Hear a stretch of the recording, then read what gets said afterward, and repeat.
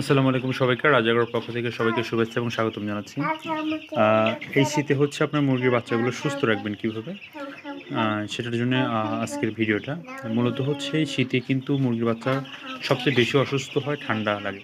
সেটা যেটাই হোক, ব্রয়লার হোক, লেয়ার হোক, সোনালি হোক কিংবা হচ্ছে আপনার মিশরীয় ফার্মি হোক। আমার এই মুরগির বাচ্চাগুলোর বয়স আজকে হচ্ছে 23 দিন।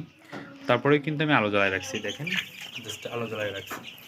এটার কারণ হচ্ছে এই শীতে ওরা যদি একবার অসুস্থ হয়ে যায় বা ঠান্ডা লেগে যায়, তাদেরকে বাঁচানো কঠিন হবে।